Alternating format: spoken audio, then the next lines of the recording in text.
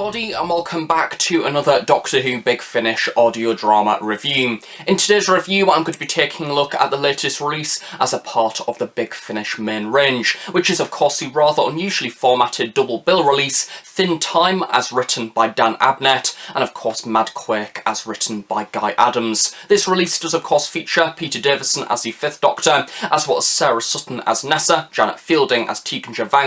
as well as George Watkins as the Big Finish Fifth Doctor companion of Marc. Rather notably, this release does of course also feature the Slitheen in the second story of the release, and it is the first ever time, from what I can recall, that a new series monster has appeared within the Doctor Who Big Finish main range, with the exceptions of the obvious, of course, the Zygons, the Daleks, the Master, the Cybermen, and everybody else. So as I've already mentioned, this is a rather unusually formatted story, as we don't get to see one big 2-hour episode. This time round we in fact get to see two completely separate 1-hour stories, the first of which is Thin Time, and it is in a rather similar format to the previous Big Finish main range review of Time Apart, where we have the Fifth Doctor travelling alone. And then the second story, again, is a very unusual, and I think the first ever time that this has happened in the history of me reviewing Big Finish on this channel. It is the first ever time that I've reviewed a Big Finish main range story that is in fact a Doctor Light episode, as we get to see Tegan, Nyssa and Marc taking the main focus of the story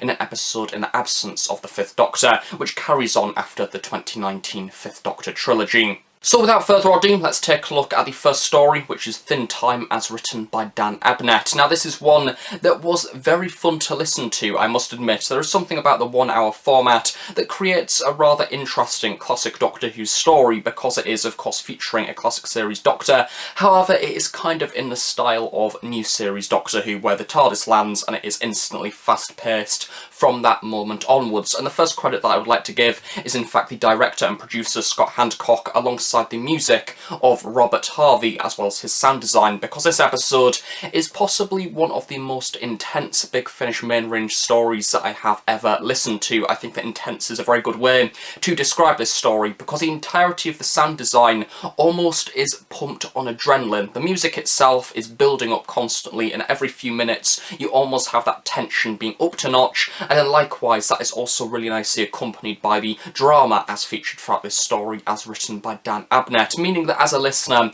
kind of throughout the story's duration, due to how energetic the Fifth Doctor is, as a listener you're kind of there, almost running along with him in this drama, in this situation, as the drama builds up throughout the entirety of the episode to this rather unknown climax at the very end. Additional credit that I also gave for Time Apart, which I have previously reviewed on this channel, is that with these releases where the Fifth Doctor is travelling alone, we get to see some absolutely brilliant moments with Peter Davison. I think that Peter Davison has definitely put in some brilliant performances as the Fifth Doctor over the past few releases. There is something simply captivating about his incarnation, because he is constantly fueled almost by adventure, and that is definitely seen throughout this story, as well as at the same time him kind of dealing with the concept of travelling alone, as we have a few links within this story to a few of the characters asking him about his friends, where he has came from, and almost why he has left them behind. So this story is definitely a turning point for the Fifth Doctor, which links into the second story of the release. So naturally, of course, due to this story being set within the late 1800s, 1892 to be precise, we have a rather classical British house where there is a hierarchy. We have these people at the top in rather high-ranking jobs. Then kind of as you go through the story, you meet the people that are in the kitchens and the cellars, generally ticking the house by on a day-to-day basis. It is a rather similar format to the highly popular Big Finish story, The Chimes of Midnight, in fact. And of course we are greeted by Hobshaw and Cruikshank, and basically they've been engaged with by an entity from the future, claiming that he can come back in time and help, and they believe that basically they are them from the future. And one of the characters throughout the story basically gets told about this and believes that the other is absolutely insane, and throughout the duration we are kind of building up to this possible entity coming back from the future. And it just so happens that this entity has asked Cruikshank to basically create a room with lots of different dials and designs around the side. It's like a dining room that has has been converted, and the Fifth Doctor just so happens to land the TARDIS slap bang in the very middle. So you have this whole concept of the person trying to believe that the Doctor is in fact him from the future, and he has changed his appearance, which is something that he was warned of earlier on in one of the many dream apparitions that he has basically been experiencing. And it's a very unusual story, because I think that as soon as you land in this episode, you don't quite know what is going on. And what I really love about this episode and the way that Dan Abnett has written it is that there is a lots of clues littered throughout the plot itself to kind of suggest what is going to happen within the final act, especially of course because the Doctor himself is rather suspicious. He's landed in a house in 1892. However, the costumes and the outfits that they are wearing are suggesting a period from the future. Likewise, he has landed in an area of London that doesn't in fact exist, and also there's been a war with Russia in the past, which one of the servants in the house has in fact lost her husband to. Throughout the episode itself, we have the Fifth Doctor trying to work out what happened. So overall, it is in fact a really enjoyable story, and because it is only 1 hour long, I'm not going to go into the exact details of the plot because I will end up revealing certain aspects. However, if you are on Big Finish social media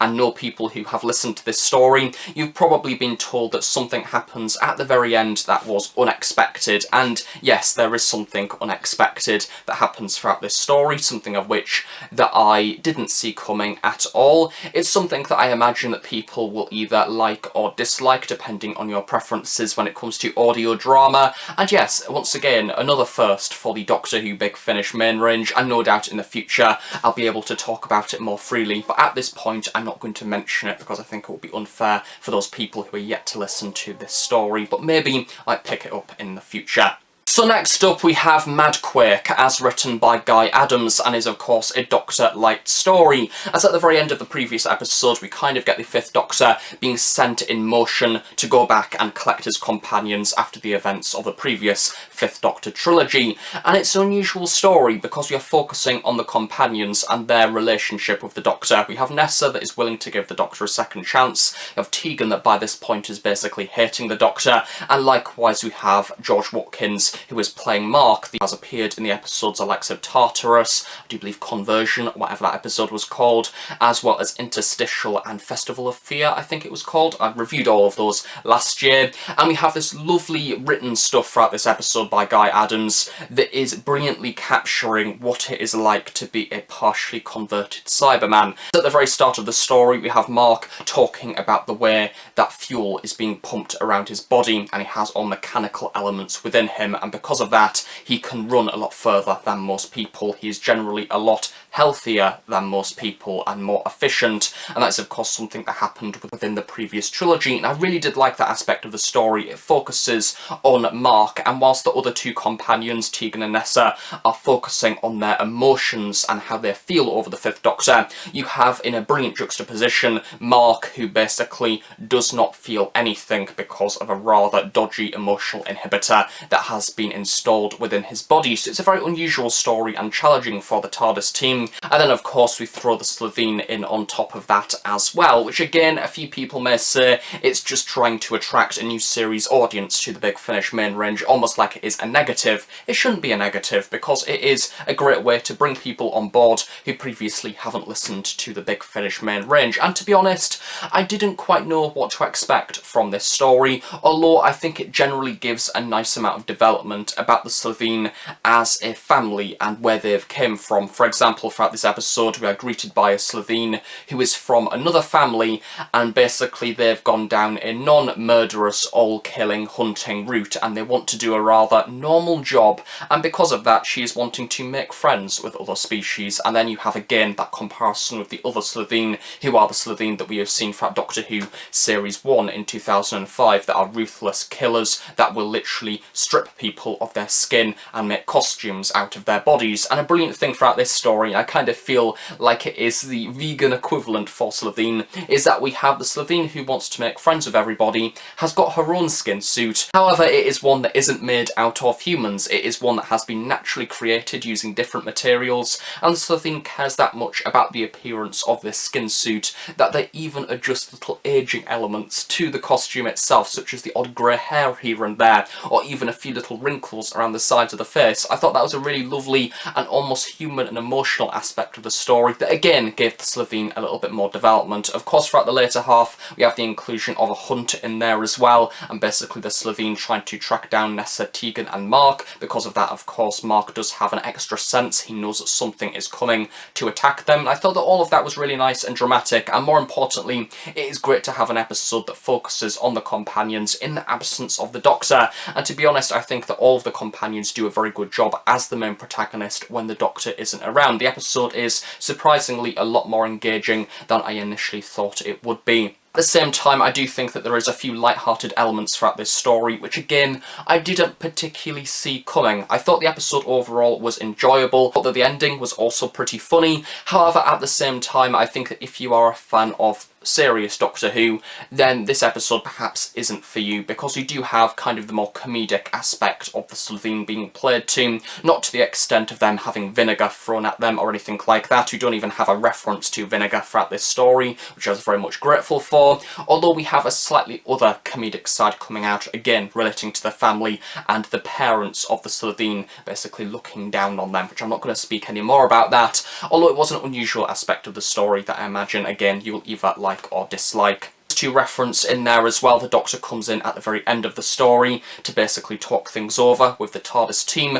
and due to the absence of the Doctor throughout this story, that is the main reason why we are able to have an episode the likes of this, because the Doctor has not interacted with the Slitheen. He still doesn't know who they are, what they are, meaning that when he first meets them within Doctor Who 2005, it is all absolutely fine and he is none of the wiser. So again, Big Finish have kind of worked their way around that, and they've kind of seen the benefits of having a Doctor story, allowing them to bring in a new series monster. I do know that there is in fact a Torchwood story that I've got literally sat over there that I just purchased recently, because for those of you that watch my Big Finish Torchwood reviews, you will know that I've been getting rather addicted to Torchwood on Big Finish recently. Bought that one simply because I was intrigued by the cover, so who knows, I'll maybe listen to that in the future and see how the Slitheen are further represented on Big Finish. So in conclusion, for Thin Time, as written by Dan Abnett, as well as Madquake, as written by Guy Adams, an entertaining release. And I definitely recommend this one if you are looking to get into the Fifth Doctor adventures on Big Finish within the monthly range, because it is two separate stories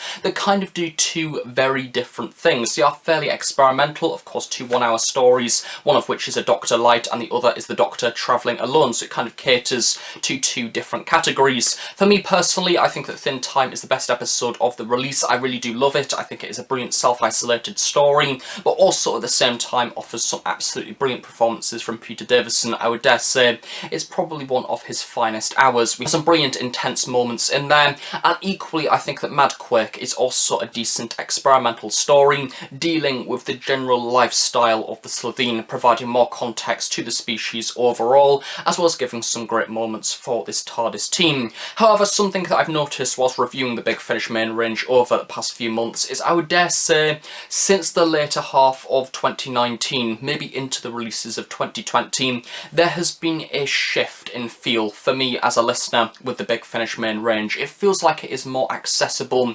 to the listeners who are not so experienced with the Big Finish stories of the main range, because a lot of the episodes aren't as complex. They definitely have a much faster pace to them, and they are much clearer, as some of the previous releases, say between 2018 and the earlier half of 2019, were fairly complex stories. I can't help but feel this simplification in plot, as well as some rather easy to access episodes with very little links to other plot arcs that have gone on within the main range over the past few years, is perhaps foreshadowing the end of the monthly range in early 2021, because naturally, of course, when we next pick up with the Fifth Doctor's TARDIS team featuring Nyssa, Tegan and Marc, it will no doubt be in the first ever box set as a part of the 2021 series that will be replacing the monthly range. So it's very sad to see the monthly range go. However, I'm looking forward to see what this next chapter brings. So overall, it is one of those stories where if you are intrigued by the plot itself, I definitely recommend adding this one to your list to pick up at some point. So thank you very much for watching this review. I hope you have enjoyed it, and do of course stay tuned on The Host Productions for brand new Doctor Who Big Finish content every single week.